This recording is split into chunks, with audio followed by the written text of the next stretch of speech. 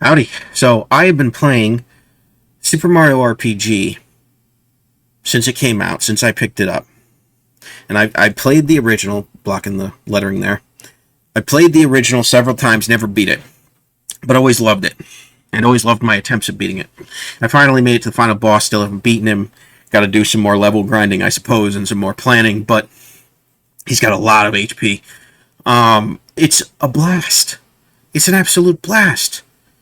I can't say there have been a lot of good games this year, a lot of good independent releases. Alien Hominid, Invasion, Sea of Stars, a couple others that I can't think of.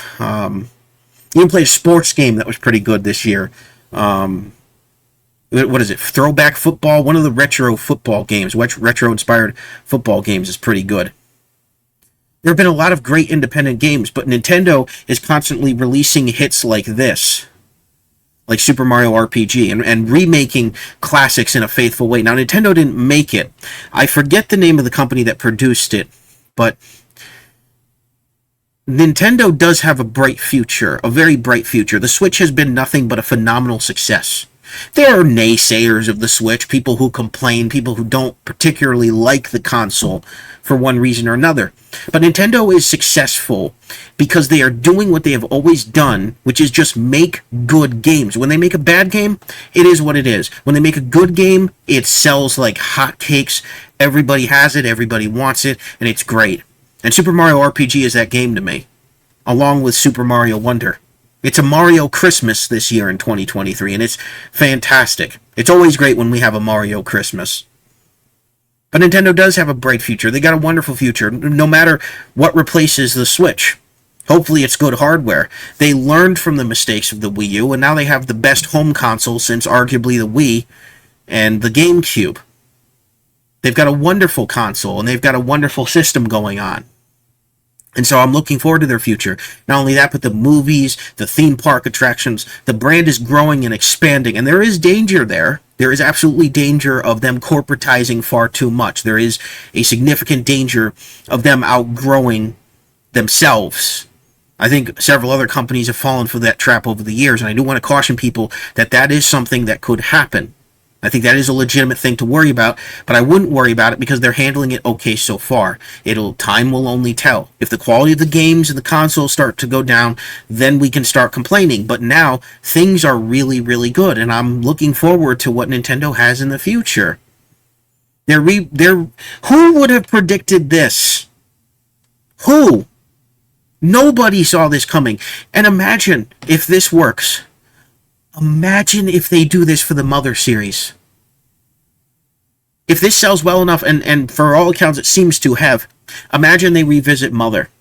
And they announce a Mother in that, oh my gosh. Earthbound, the Earthbound Mother 2, if we get that game in a graphical system like Super Mario RPG, I will have died and gone to gaming heaven. Or if we get an F-Zero that is really good after F-Zero 99, which was another hit. That was one that I completely forgot to mention.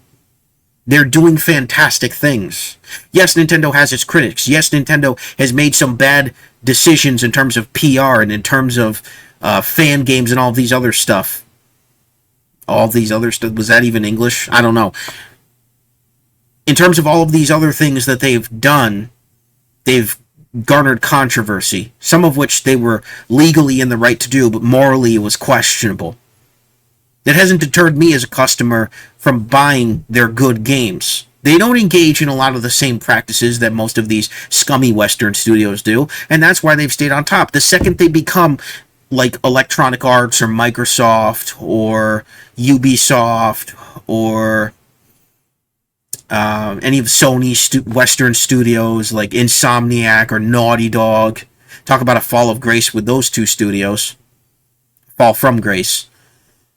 The second they become those Western studios is the second I stop buying Nintendo games. But because they're Nintendo, and because they know how to make good games, I am still buying from them. Same with Sega, too. Sega's still making great stuff. Sonic Superstars was fantastic. That was the other really good game this year. That, F-Zero 99, and all these indies, it's just been a good gaming year. The first good gaming year in years for me. somebody who had largely given up on the industry, even on the Japanese side, because it was just getting lackluster and kind of dumb.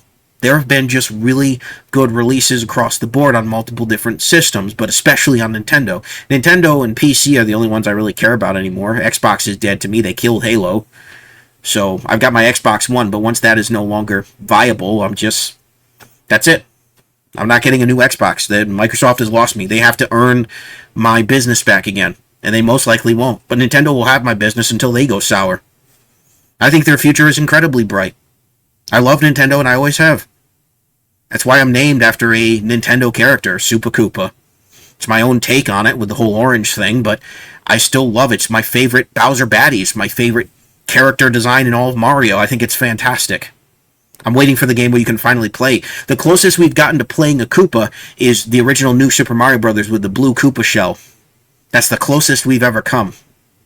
And then there's some of the spin-off games, but still. And I play a Koopa every time in Mario Kart. Every single time. But I think their future is absolutely bright, and I think it's wonderful. I think it's exciting. And I'm really excited to see this game succeed because people were questioning whether or not it would be good. Some people don't like turn-based RPGs that aren't Pokemon. But this is one of the best.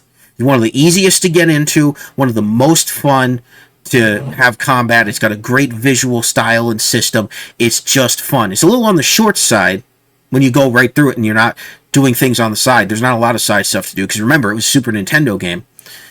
But it was fun. It was great fun. The original was fun. The new one is a lot of fun. People complain about the translation because they went for a more accurate translation than the Super Nintendo US version. That's fine. It's fine with me. That doesn't bother me as much as it does some people. Some of the visual changes are not what I would have chosen, like the level up screen, for instance, but it's fine. It's still fun. The character designs are spot on. The enemy designs are spot on. The environment design is spot on. The music, for the most part, is spot on, although I don't like some of the new renditions. Thankfully, you can have the classical music. It's great. Nintendo's on fire. And I hope they carry that fire into 2024, 25, and beyond. I'll be a Nintendo consumer for as long as I can, as long as it's viable. They have my business.